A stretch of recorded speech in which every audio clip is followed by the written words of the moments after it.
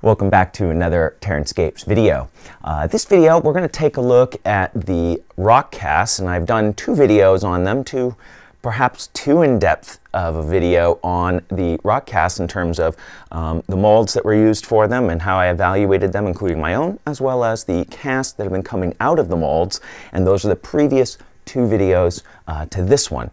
But what I wanted to do today was to show you how I'm going to be using the rock casts to build the island cliffs for the ocean board set. And I had to do a little problem solving yesterday, and I finally, I think, understand where I'm going with that now. So I'll walk you through some of that problem solving and give you some ideas about how it's going to come out. So here you see a platform that is going to be the framework for the island. I was originally going to stack foam all the way up, and then I realized, first of all, it's going to take a ton of foam, and second of all, I had pieces that I couldn't quite do that with, and it occurred to me if I just make radial arms, I'll have enough of a surface area to tack the rock face to and save some materials and in fact make it a little easier overall. So just to give you a little bit of an idea, right? So here's an ocean board. If you have not seen some of my ocean board videos, there is a playlist in the on the channel that will explain what this project is all about. But this is an island, right? So the blue is going to be water, obviously, and then the sand represents the island, and there's going to be a cliff in the back. Now, when I originally set that up, I was thinking I'm going to have beach. And if you recall from the original island board discussion, I envisioned having, various rocks separating off and having columns in the water, and I had something quite elaborate planned, and it was a little too elaborate, partly because there's a lot going on just to get the rock face onto this as it is, and also to manage that transition from the ocean, and two of the boards are going to have pathways going up. So having the space to make that pathway, it's more than I can easily manage, and it would add far too much time to a project that I'm already behind on. So I'm going to stick with this. I'm going to omit some of the pillars in the water, and we're going to work from here building the rock face. Now, I'm not going to show too many close-ups. Actually, I'm not going to show any close-ups of these because I just did videos that showed tons of close-up work on these. So if you want to see some of the rock texture on this in a little bit more detail, go back to those two videos and just skim through them to find some of the close-ups, and you'll be able to see that. But this is the original piece I wanted to use for the join. My goal is to have these boards join with a seamless transition between the rock faces. And no matter which way they're oriented, right? There's going to be 4 of these boards, so this has to match any number of 3 edges. So I was looking at this piece, and just before I actually describe that join, I just want to point out one very quick thing. It took me quite a while to understand how to orient this rock cast. I originally had envisioned it like this, with these chunks, sort of falling out and having these overhangs, and actually, I think that's viable, but then it occurred to me that I think it looks better this way, a little bit more natural. That might be arguable, but it has natural platforms built into it that I can then use to augment that and create steps going up. So I'll be able to work with the structure of the rock as it is and then make areas built out onto it to support a miniature and still have it look very natural for the overall, what's the word I'm looking for here? Geology. There we go.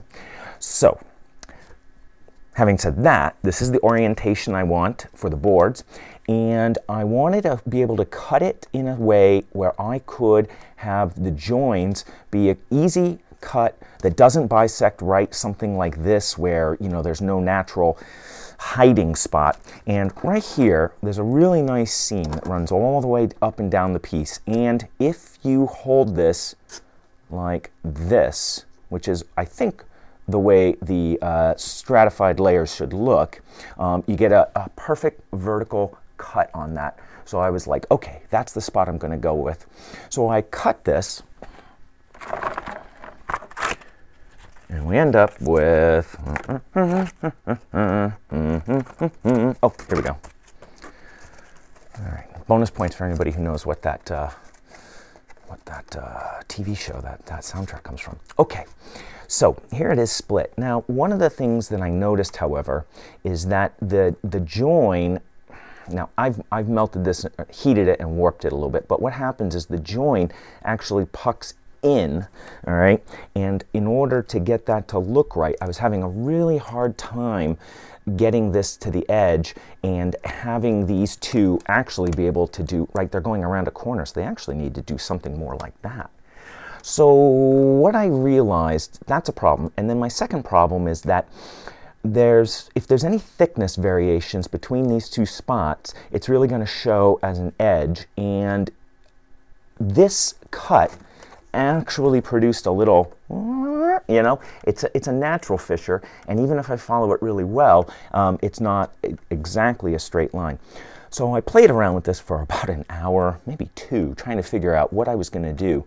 And I finally decided that I need to abandon using that fissure as perfectly naturally as I had intended, sand this flat so that it's going to match this flat edge here, and then I go back and I thin all of this right to the almost, not quite paper thin, let's call it cardstock thin. And I thin all of this and then heat it and then melt it. Why is this not flat right now? Uh-oh, why is that not flat? Oh boy, well, that's interesting. All right, we're all working through this together. That's supposed to be flat. There we go, let's do this one up here. See that one? See how nice and flat that is? That's what this is supposed to look like. It looked like that yesterday. I don't know. Luckily, I can warm it up and heat it again. But in any case, this is what it's supposed to come out like. And then, right, I can have it join like this, and then I'll have that nice transition. My concern was, will it look natural along the seam? And it does. Luckily, there's enough unevenness in the rock face that it can hide some of the spots where it originally maybe was a little bit of a smoother transition, and now it bumps out, but it looks normal. And actually, I was relieved to see that. So where am I going from here? The next thing then is to determine what my template for the edge is going to be, right? I need a consistent curve. I'll make a template, use that as a guide for all the other cuts. And then I'm going to need to mount this and, you know, conform it to the surface. Oh, that's probably why. Oh, that's why it's not straight anymore. Because I melted it. You heat it. You heat it. You don't melt it. Don't melt it. But if you heat it with a heat gun, it becomes soft and pliable. And that's right, I forgot I was working on that. And so now I have it, right? Let's see if you can see that. There we go. Good enough. All right, so I've been working on that and seeing, of course, when you bend it, you lose vertical length, right? So if this goes whoop, whoop, whoop, whoop, whoop, it's longer than a straight line. So I've been trying to figure out exactly how much room do I have to play with this piece. And then, once I've got that settled, then what I'll do is I will take my big rock cast, all right, trim it to fit, match this. I'm going to reshape this a little bit. I want some action in this. I want some variation in the lift and the bend, but I don't want to curve these rocks too much because it's going to take away, I think, from its you know, real look of being, you know, chunk. It's a straight face. So I'm going to play with that. I need a little more experimenting on that, and then I will trim and stitch in the same way that I made my original master, discussed in the previous video. And I thought about one more thing, and I'll show you that just before we wrap up, in that if I cut slices into the rock face, all right, and you can see what that produces. All right, can you see that, how that bumps out there? Then I heated it, pulled this out, pushed that back, and I start to get the ledge that I'm interested in. And what I want to do is play with that to create areas that push out, areas that push in, and that is the way I want to change the rise, right? So instead of going instead of going like that, I want it to go chunk, chunk, like that. All right, and I want that varied amongst the surface, so it's not like I just drew a line across it and then pushed it in. So that's going to need a little more playing as well, but I was very pleased to see how I could make that cut, how I can adjust it with the heat gun, and I've been actually learning even a little bit more just doing, you know, this work on how I can thin it and control that a little more. And I have some ideas actually about how to change up casting these pieces that might make that even easier. And I've got a few more pieces to cast, so I'm going to play with that.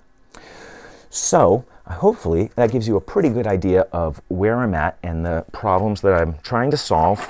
And at this stage, you know, I'm just about ready to assign that template, know what my vertical height is going to be. I'll have to take that template, match it to the far corner here, and then this will match to that same curve. And when I do that, when I bring the board around, it should match up to this curve, and then we'll have a nice tight seam where they join. It's not going to be exactly as tight as my dream had held, but I think I can get it pretty darn close. Oh, I set that off. Here, I'll be in frame so it looks like I'm actually filling it with something of interest instead of sticking this way over here. I don't know. I need a pro behind the camera, you know?